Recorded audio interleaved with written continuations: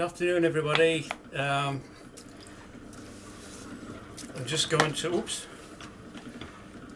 I'm just going to move that. I'm just going to throw this is a bowl for a gift for someone. It's a sort of thank you gift. Can't say who it's for because they sometimes watch the videos, so it's going to have the black and white slip effect with some gold lettering.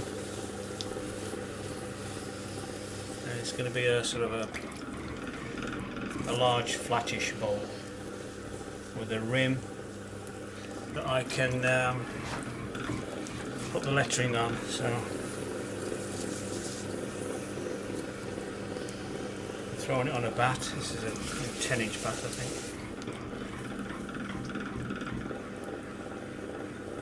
This is clay straight out of the bag. It's just straightforward. I've wedged it, but it's not mixed up with anything at all. It's just straight out of the bag. I'm going to leave quite a deep amount of clay on the bottom because I need a nice generous foot ring. It's deep enough.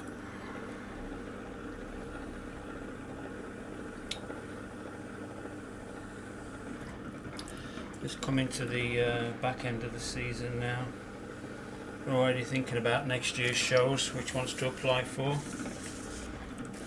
There's one or two of them you need to apply for before Christmas.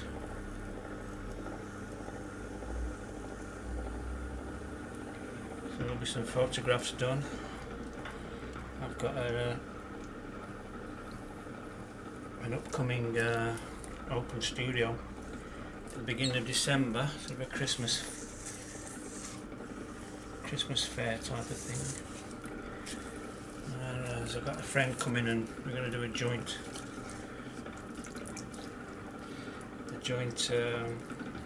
display. I'm just concentrating on this because I don't normally throw it with smooth clay. It's usually got a lot of grog in it and it's dragging on my fingers. It's a bit annoying. But we'll get there.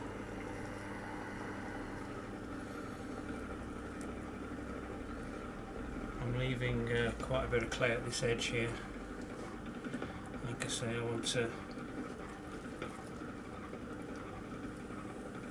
nice wide lip so that I can put some lettering on it.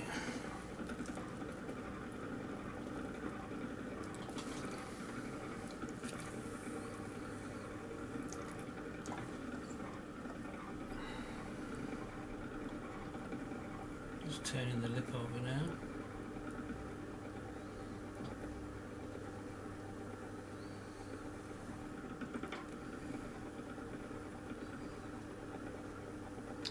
Like I said, this is going to have the nuka glaze on it and the black and white slip.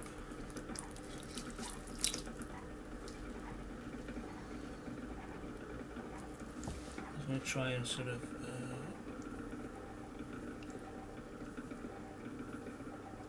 give a definite edge to this.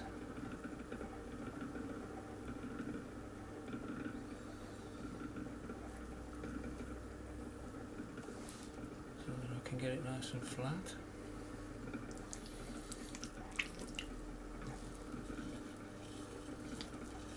I'm throwing it fairly thickly because I can turn the base away. But it's quite soft clay this, so I don't want it to collapse. Get it a little bit wider. There we go. I'm trying not to flatten this out too much just now because it will just go, so I'll do that last. Just getting the contour of the inside right because it's going to have to look nice. This is a kind of a fruit bowl, a large serving bowl.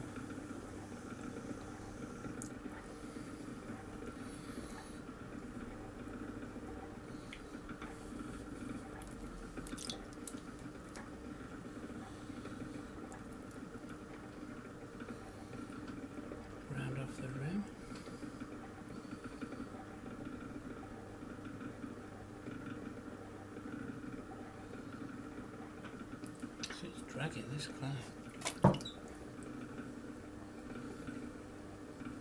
So it's a compromise. Put too much clay on a wide part. Too much water, sorry, on a wide part. And it gets a bit soft. And it sags, but you want it stiff enough to not drag. So paying a bit of attention to this. And drooling at the same time.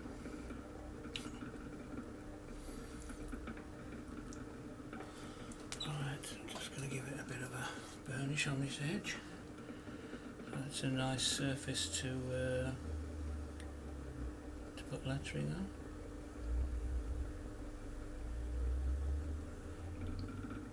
Right, it's got it. Quite pleasant.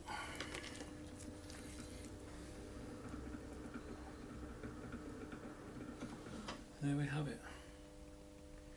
Shallow bowl for a thank you very much. Okay, this is the second part of the video. I've just mixed some black clay in with this stoneware, and these are going to be 800 gram noodle bowls.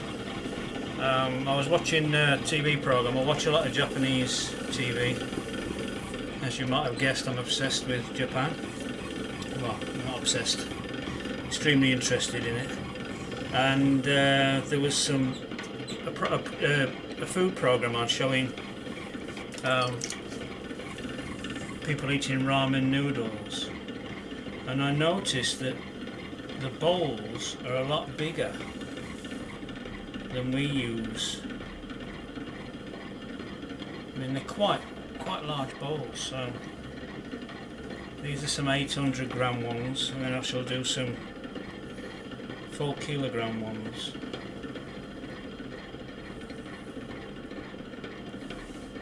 This is the first one, so I'm just getting my form correct.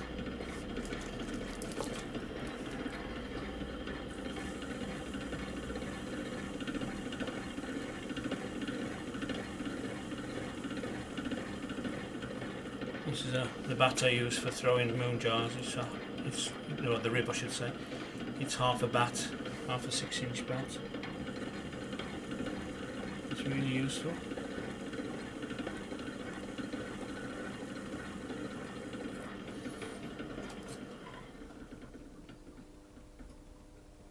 Well, not bad, I've guessed that. That's the right size.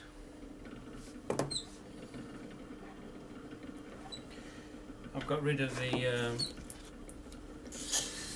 clay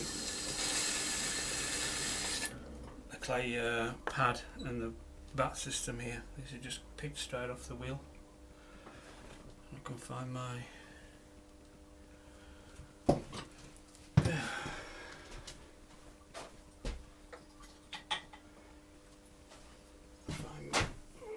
find my wire.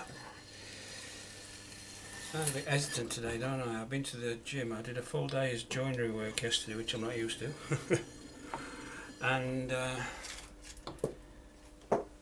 back at the gym 4 days a week. I've just been, so I'm a bit befuddled. A bit knackered. But we will persevere.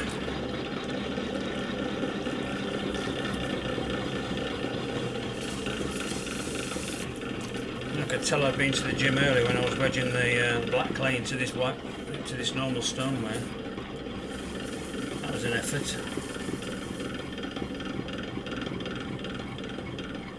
So there we go. Another one for you, and then we'll call it today for filming, and I'll just crack on with doing another dozen of these.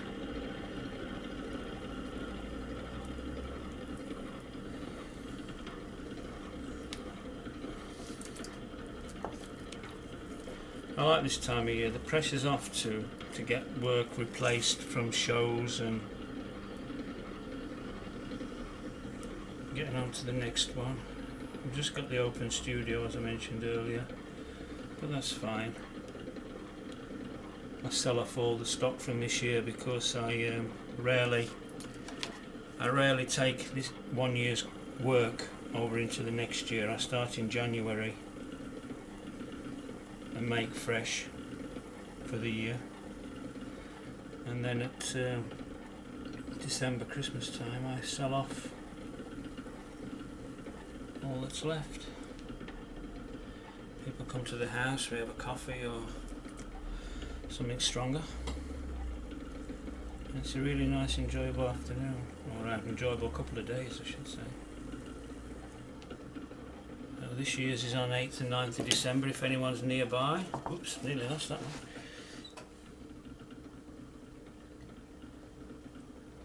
That's not bad. Almost there. You can tell when you get into the groove of making these things, you rarely have to measure them. Just give it a cursory once over. People like to buy sets, so it's always good to get them near enough. I do actually weigh these balls of clay out,